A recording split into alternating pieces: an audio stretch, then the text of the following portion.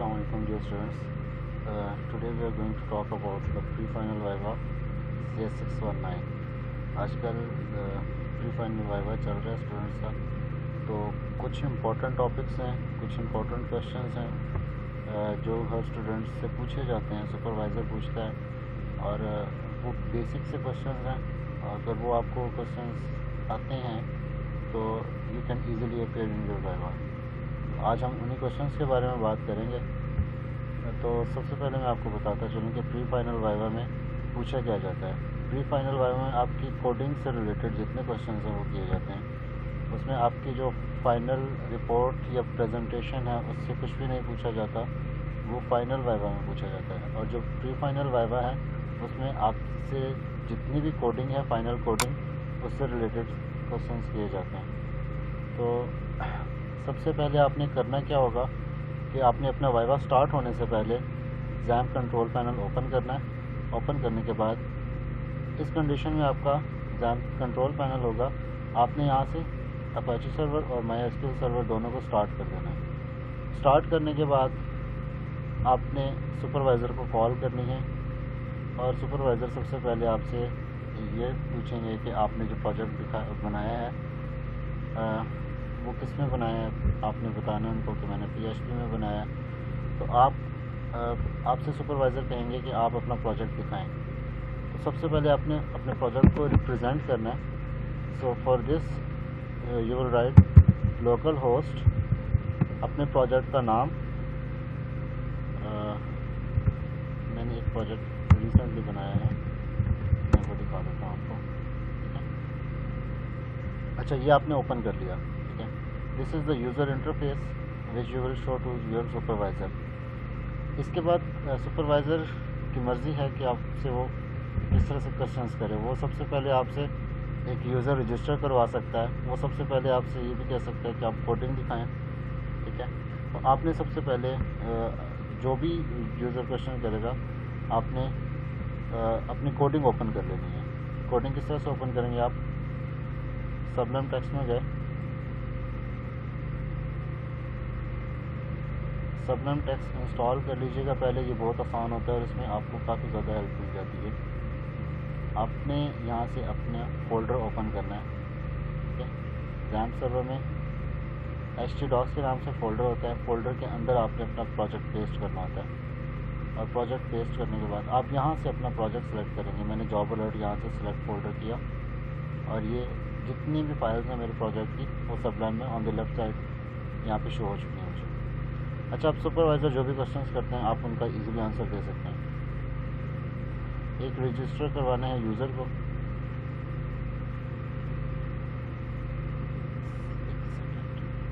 अच्छा, यहाँ पे आपने सबसे पहले फर्स्ट नेम लिखा, लास्ट नेम लिखा, ईमेल एड्रेस,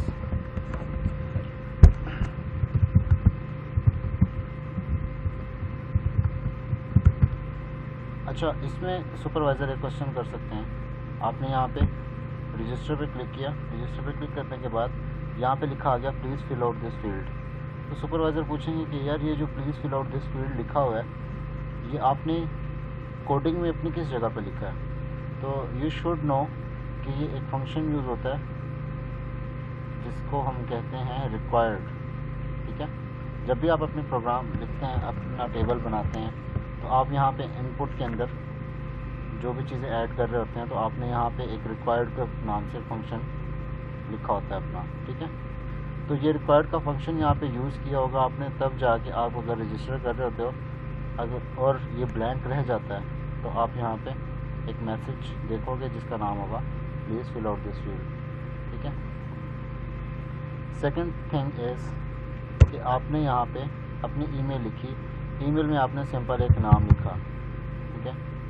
आप यहाँ पे जब इसको क्लिक करते हो तो एक एरर आता है please include an @ in the email address, ठीक है।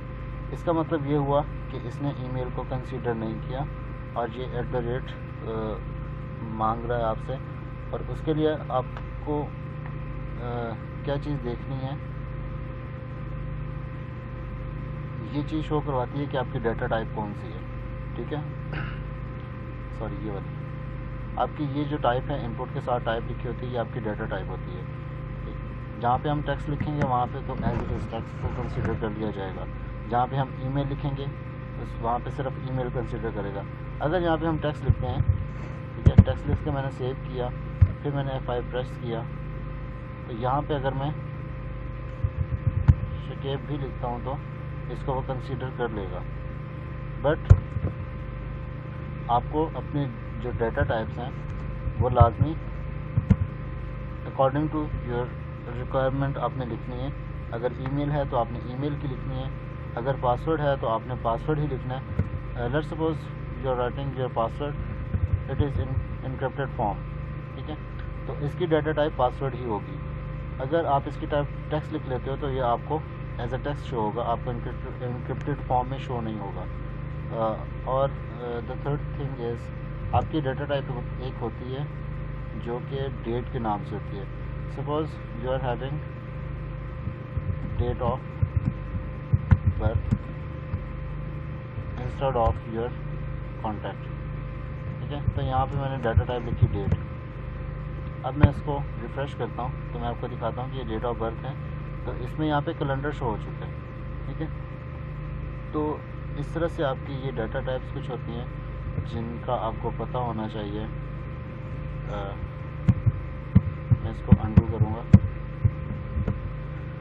अच्छा, उसके अलावा आपसे सुपरवाइज़र ये भी पूछ सकते हैं कि जी आपने ये कोडिंग जो लिखी हुई है इसमें आपने ये रिक्वायर का एक पेज यूज़ किया है, ठीक है, एक पेज यहाँ पे आपने इंक्लूड करवाया है, तो इसमें जो कनेक्शन डॉट PHP है, ठीक है, एक फ़ाइल मैंने बनाई है जो डाटा बेस को कनेक्ट किया हुआ है। तो वो कहेंगे कि आपने अपने डाटा बेस को किस तरह से कनेक्ट किया है अपने प्रोजेक्ट के साथ।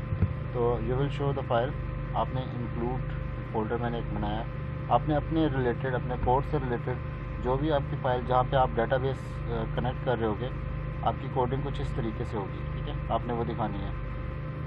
अच्छा, यहाँ पे मैंने एक वेरिएबल डिक्लेयर किया $CON के नाम से, ठीक है, और ये मैंने यहाँ पे एक फंक्शन यूज़ किया MySQLi कनेक्ट का, ठीक है।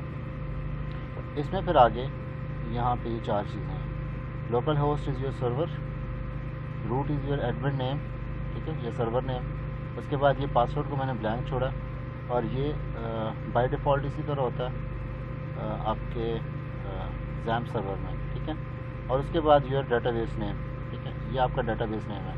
अच्छा, ये डेटाबेस नेम और जो दूसरा जो आप डेटाबेस नेम लिखते हो अपने प्रोजेक्ट में डेटाबेस के लिए, दैट शुड बी सेम। आपने अपने डेटाबेस इस तरह से ओपन करना है, local host / PHP my admin, ठीक है। आपका ये वाला नेम जो आप डेटाबेस क्रिएट करते हो, ये और आपका ये वाला नेम बिल्कुल सेम होना चाहिए। अच्छा, इसके अलावा ये केस सेंसिटिव भी होता है, तो आपको जिस तरह से ये रनिंग में लिखा हुआ है आपको एज इट इज़ रनिंग में लिखना पड़ेगा, ठीक है। अभी सुपरवाइज़र कहते हैं कि आप यहाँ पे एक रजिस्टर करवाएं यूज़र को, और यू हैव टू शो कि वो यूज़र रजिस्टर किधर हुआ है, ठीक है। मैं यहाँ पे लिखता हूँ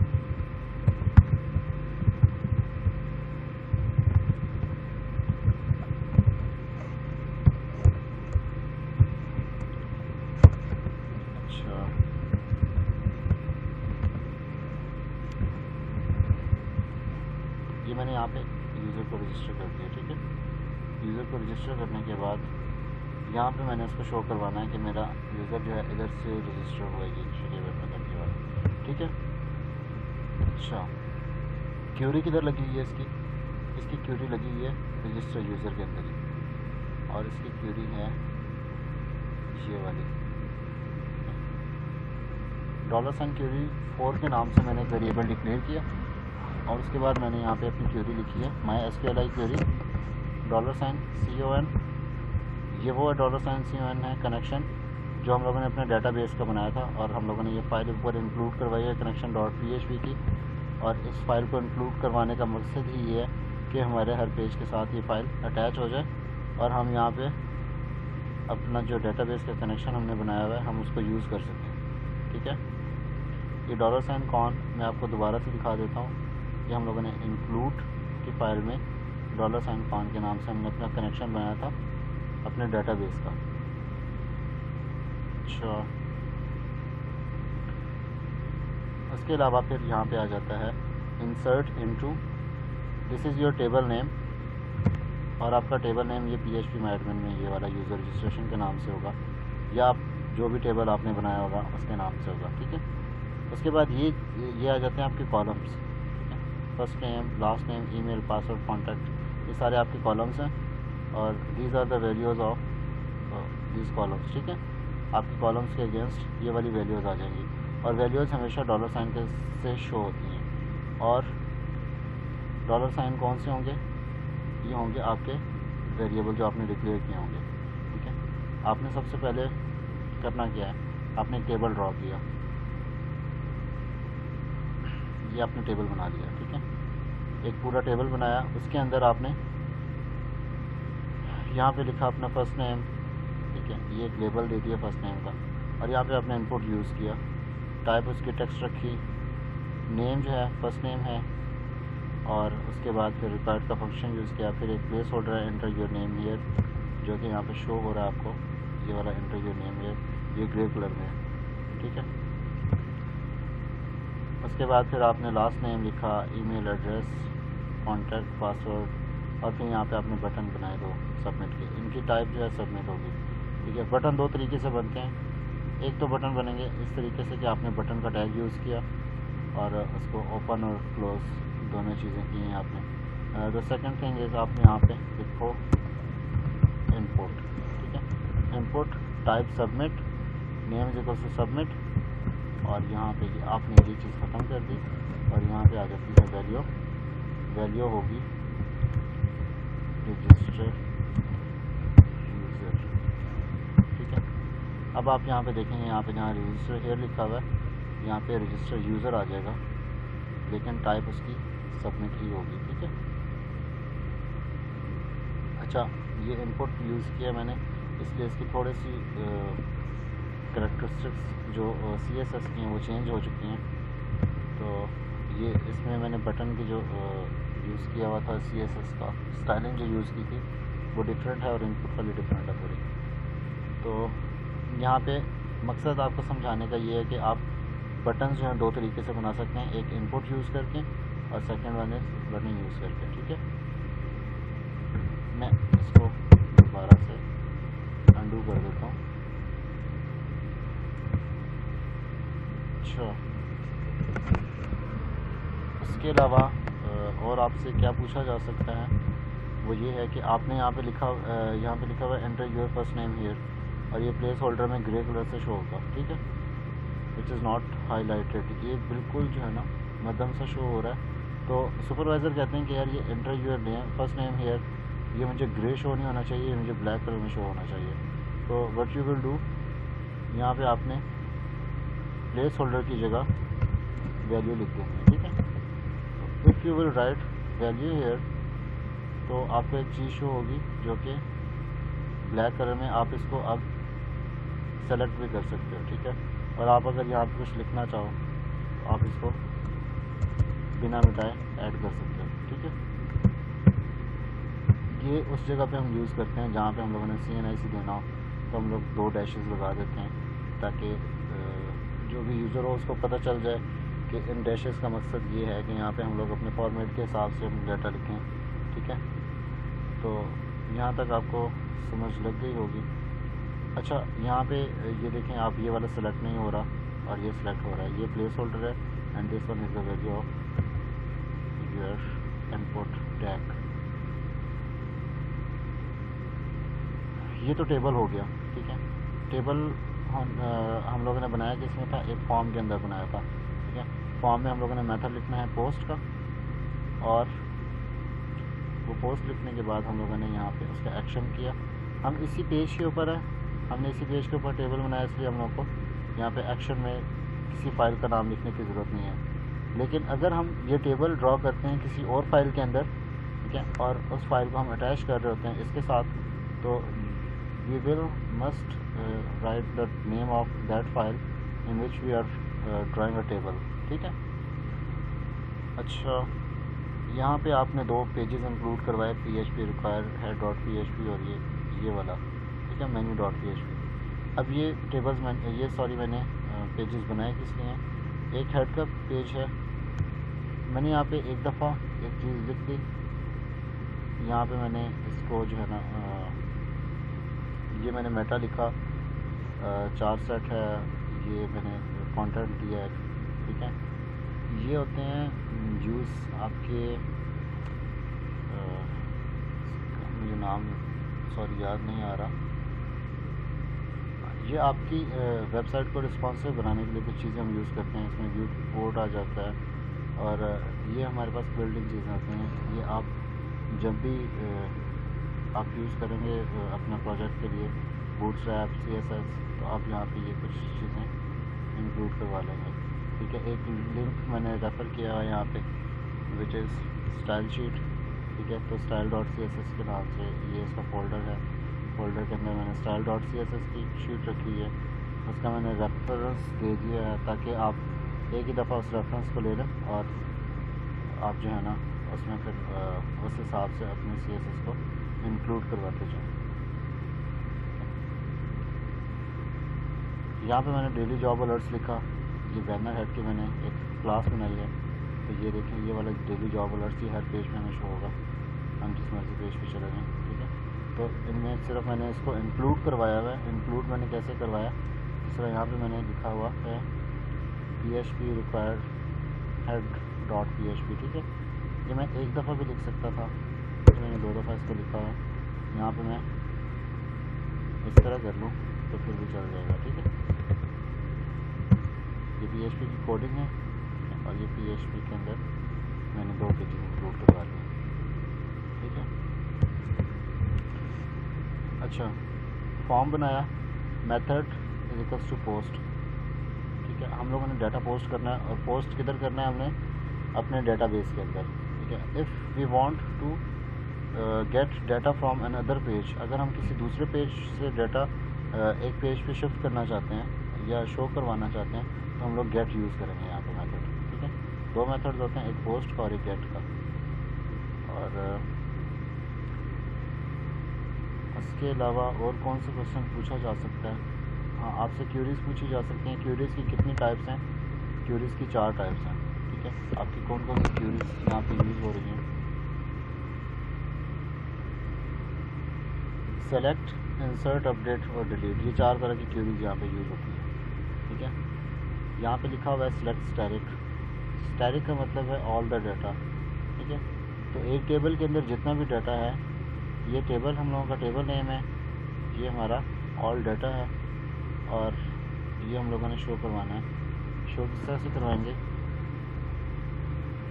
अब यहाँ पे लिखा हुआ है select all the data from table name where,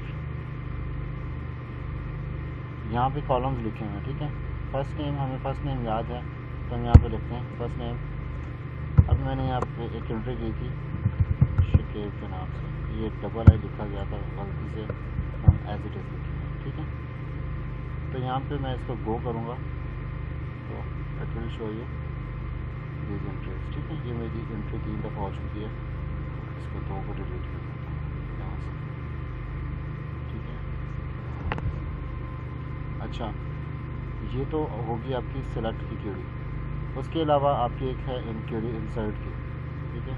आप जब इंसर्ट की क्यूरी यहाँ से सेलेक्ट करेंगे तो you will show the unexpected error on the left side, और ये रेड मार्क में होगा जिसमें आगे नियर के साथ आपको जो है ना स्क्वायर ब्रैकेट्स नज़र आ रही होंगी, ठीक है। तो ये जो स्क्वायर ब्रैकेट्स हैं this are not the part of your syntax, तो आप इनको डिलीट कर दोगे, ठीक है। यहाँ से सिर्फ ये राउंड ब्रैकेट रहने देंगे और इसके अलावा ये सारी चीज़ें डिलीट कर देंगे। फिर आपने यूज़र आईडी जो कि ऑटो इंक्रीमेंटेड होती है और ये आपकी प्राइमरी की है, तो आपने इसको भी डिलीट कर देना है। ऑटो इंक्रीमेंटेड से मुराद ये है कि आपकी ये आईडी जो है ना ऑटो पे जनरेट होती रहती है। आप जब भी कोई नया डाटा लिखोगे तो ये ऑटो पे जनरेट हो जाएगी, तो आपने इसको मिटा दिया ताकि आपको कोई किसी किस्म का एरर ना मिले, ठीक है। अब यहाँ पे आप अपनी वैल्यूज़ लिखना शुरू करेंगे। Your first value is your first name, ठीक है। यहाँ पे मैं लिख देता हूँ शाहिद। फिर यहाँ पे मैं सेकंड वैल्यू लिख रहा हूँ इकबाल। then your email,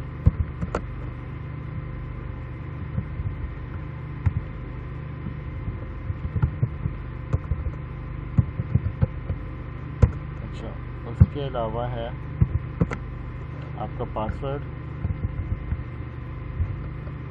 उसके अलावा है जी आपका कॉन्टैक्ट, ठीक है। अच्छा इसके बाद यहाँ पे मैंने सेमीकोलन डाला। सेमीकोलन डालना अपनी आदत इसलिए बनाएं क्योंकि जब भी आप ये क्वेरी लिख रहे होते हैं अपने प्रोजेक्ट के अंदर, so you must have to write the semicolon at the end of your query. अगर यहाँ पे हम क्वेरी के लास्ट पे नहीं लिखेंगे तो ये एरर देगा, ठीक है। तो आप जब भी MySQL इसमें अपना PHP एडमिन में भी अगर कोई क्वेरी लिखते हैं तो आप साथ सेमीकोलन डाल लें। अगर आप यहाँ पे नहीं भी डालते तो आपकी क्वेरी एक्सेप्ट हो जाती है, लेकिन अगर आप डालते हैं तो कोई फ़र्क नहीं पड़ेगा, बहरहाल आपकी एक आदत बन जाएगी। तो आप यहाँ से आपकी एक रो इंसर्ट हो चुकी है, ठीक है। तो मैं आपको दिखाता हूँ, ये 11 नंबर पे रो आई है। ऑटो इंक्रीमेंटेड था, मैंने अपने यहाँ से 3 चीज़ें डिलीट की थी, ठीक है, 3 क्वेरीज डिलीट की थी, तो इस वजह से वो बल्कि सॉरी 2 क्वेरीज डिलीट की थी, तीसरी वाली ये जनरेट हो गया, 9 और 10 डिलीट हो चुके हैं। अच्छा उसके बाद यहाँ पे सेलेक्ट की क्वेरी तो हो चुकी है, ठीक है, इंसर्ट की भी हो चुकी है। अब है अपडेट। अपडेट की क्वेरी में ये आ गया अपडेट, यहाँ पे योर टेबल नेम आ जाएगा, ठीक है, आपका टेबल नेम आप कुछ भी सिलेक्ट कर सकते हैं यहाँ से। और उसके बाद फिर यहाँ से आप अपना कॉलम सेलेक्ट करोगे। यहाँ से मैं सब चीज़ें अगर रिमूव कर देता हूँ तो मैंने जो जो कॉलम्स अपडेट करने हैं तो मैं इनको सेलेक्ट करूँगा, ठीक है। यहाँ से मैंने सारी चीज़ें डिलीट कर दी, बल्कि सॉरी मैं आपको यहाँ से पहले बताता हूँ, डिलीट करने से पहले ये आपका फर्स्ट नेम मैं अगर अपडेट करना चाहता हूँ तो फर्स्ट नेम रख लूँगा, बाकी सब डिलीट कर दूँगा, ठीक है। या फिर मैं यहाँ पे सिर्फ ईमेल चेंज करना चाहता हूँ तो मैं ईमेल रख लूँगा, बाकी सब कुछ डिलीट कर दूँगा, ठीक है।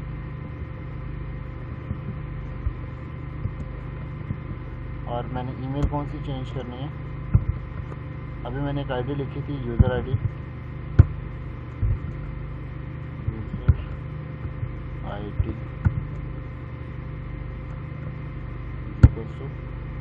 सॉरी ये वाला यूज़र आईडी नहीं चलेगा।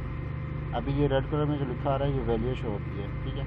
आपके सिंगल कोटेशन मार्क्स 2 तरह के हैं, एक ये है जो बिल्कुल वर्टिकल है और एक ये वाला जो थोड़ा डायगोनल है, ठीक है। जो डायगोनल होगा वो आपके कॉलम्स के लिए और आपके टेबल नेम के लिए यूज़ होगा, लेकिन जो बिल्कुल स्ट्रेट है वर्टिकल है वो आपके जो है वैल्यूज़ के लिए यूज़ होगा। अब यहाँ पे मैंने यूज़र आईडी पे क्लिक किया, इक्वल टू का साइन डाला, यहाँ पे मैंने वैल्यू लिखी, वैल्यू में लिखता हूँ 11 और ये मैंने साइन कॉलम डाल दिया। अभी आप ईमेल की वैल्यू लिखोगे, ठीक है। सेम एरर आ रहा है, आपने उस एरर को ख़त्म करना है, सॉरी। अच्छा ये एरर यहाँ से ख़त्म हो चुका है, ठीक है, जब आपने स्क्वायर ब्रैकेट्स ख़त्म किए। यहाँ पे आप ईमेल लिखते हो शाहिद gmail.com,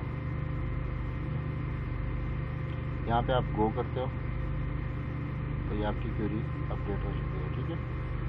आप इसको चेक कर सकते हैं, यहाँ पे ये शाहिद की जगह शायद इकबाल आ जाए। अच्छा यहाँ तक होगी नॉर्मल क्वेरीज, उसके बाद आ जाती हैं थोड़ी डिफ़िकल्ट क्वेरीज। सुपरवाइज़र कहते हैं कि आप एक क्वेरी लिखें, डिलीट की क्वेरी सबसे पहले मैं आपको बताता जाऊँ कि आपने सिंपल करना है कि डिलीट आपने करना है, तो आप यहाँ पे यूज़र आईडी या आप अपना नाम या जो भी आपको चीज़ याद है आप वो डिलीट करना चाहते हो। मैं यहाँ पे यूज़र आईडी 11 लिख रहा हूँ और मैं इसको डिलीट करना चाह रहा हूँ, तो मैं यहाँ पे लिखूँगा तो ये एक हमें मैसेज शो होगा पॉपअप में, do you really want to execute delete from user, ठीक है। मैं इसको ओके करता हूँ तो ये रो विल बी डिलीटेड, एक रो हमारी डिलीट हो चुकी है। तो शो क्यों नहीं कर रहा, मैंने कौन सी 11 नंबर की थी, बल्कि सॉरी मैंने 1 नंबर कर दिया। अच्छा अभी मैं आपको बताने जा रहा हूँ कि ये तो नॉर्मल क्यूरीज थी, ठीक है। अब कुछ क्यूरीज होती हैं जिसमें हम लोग वेयर के साथ लाइक यूज़ करते हैं, ठीक है। Select static from user registration where हम यहाँ पे लिखेंगे फर्स्ट नेम लाइक, यहाँ पे मैंने डाला $, एस नहीं नॉट राइट सिंटेक्स, एक सेकंड मुझे चेक कर लेने दीजिए।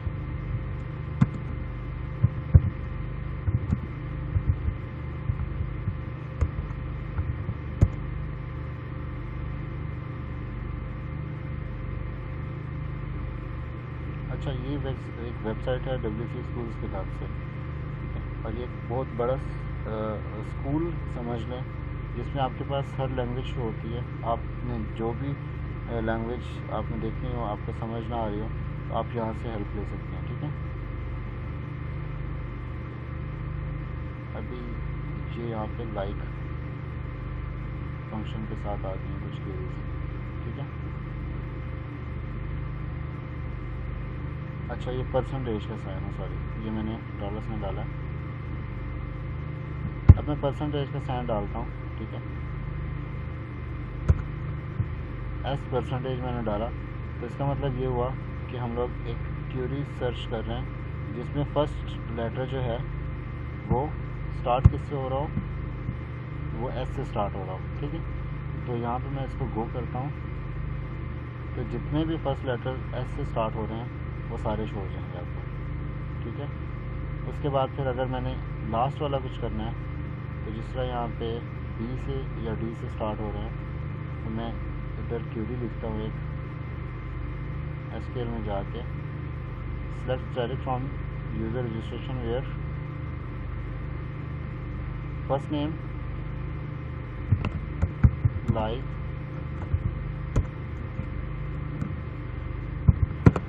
सिंगल कोटेशन मार्क्स डालें, और यहाँ पे मैंने लिखा परसेंटेज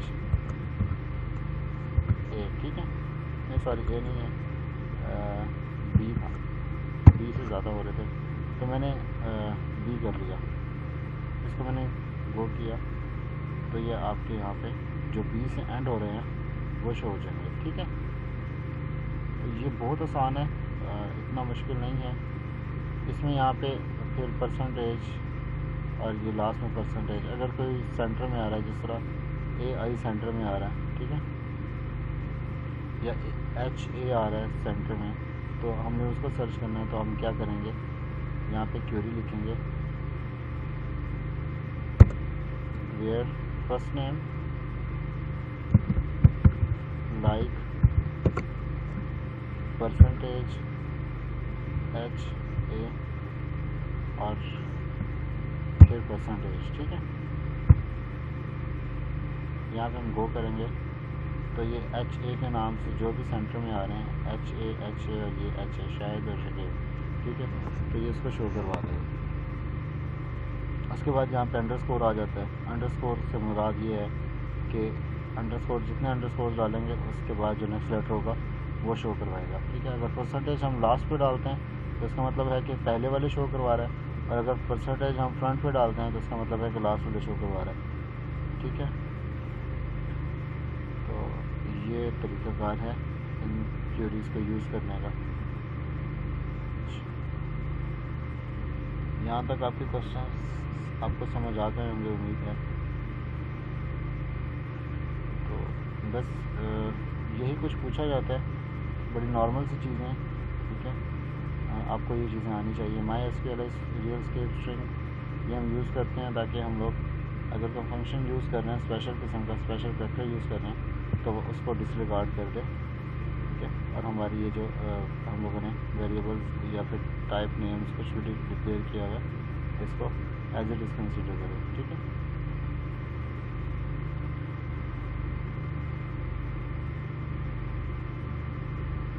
अच्छा, बस ये क्वेश्चंस कुछ थे जो कि समझाना बहुत ज़रूरी थे। आजकल वाइवा जो है आपका वो लिया जा रहा है। तो बी कॉन्फिडेंट, आपने सबसे पहले घबराना नहीं है, ठीक है। अगर आप घबराए तो आपके हाथ से आपकी वाली हुकूमत निकल जाएगी और सुपरवाइज़र जो है वो बाजी ले जाएंगे। सुपरवाइज़र यही सोचेंगे कि प्रोजेक्ट आपने ख़ुद नहीं बनाया, ठीक है।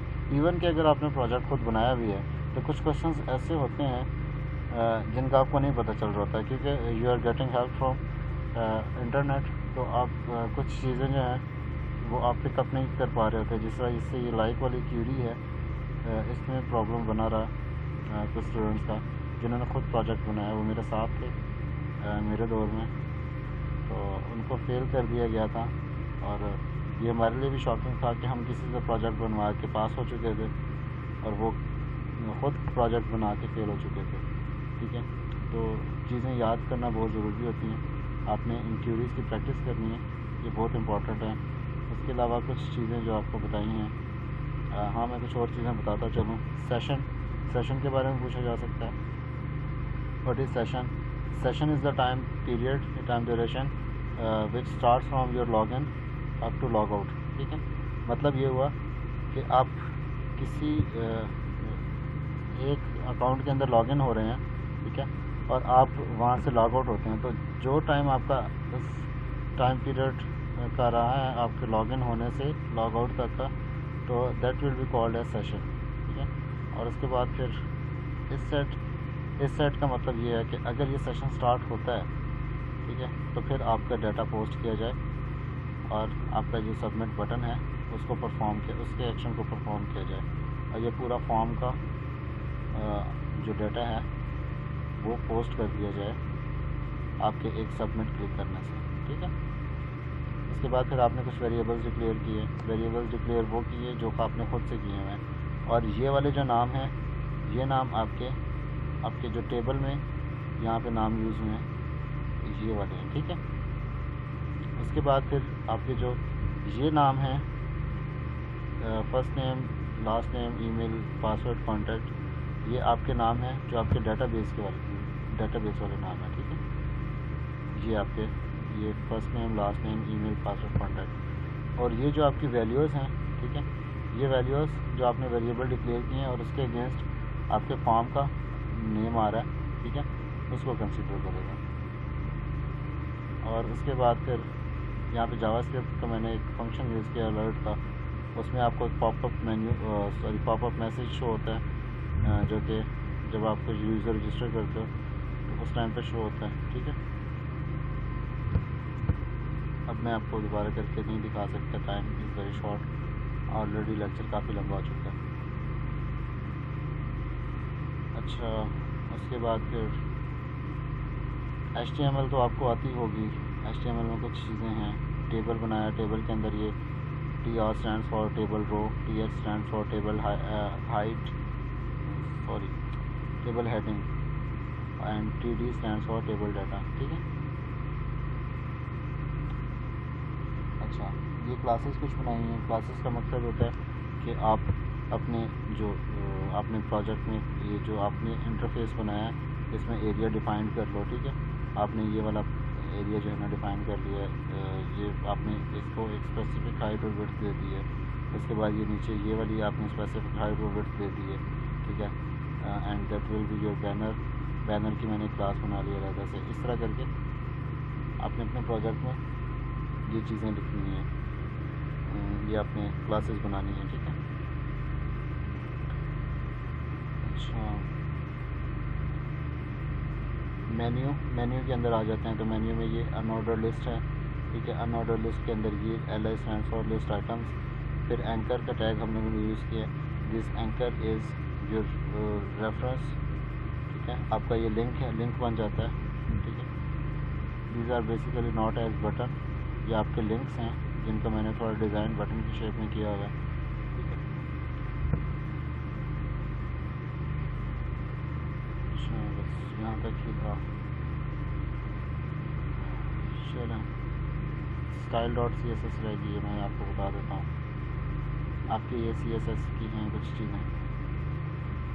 आपसे अगर सुपरवाइज़र ये कह देते हैं कि आपने जो इमेज लगाया हुआ है इसको इमेज को चेंज कर दें, तो आपका इमेज यहाँ पे बैनर के अंदर लगा हुआ है, ठीक है, आपकी क्लासेस के अंदर मतलब लगा हुआ है। आपने अपनी क्लासेस में से ढूंढ के आपने अपने इमेज को चेंज कर देना है। और वो क्लास घूम चुकी है जो मैंने बैनर लगाया है, इसको मैं फिर सर्च कर देता हूँ।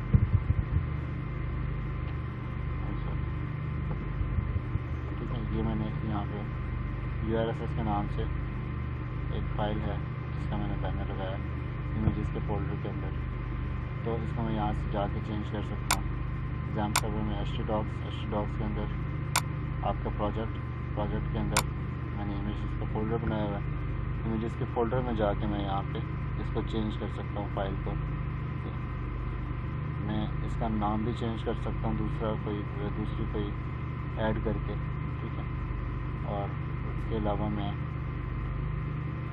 जिस तरह ये URSS है, यहाँ से मैं table.jpg कर देता हूँ ये इसको, तो आपका इमेज चेंज हो जाएगा, ठीक है।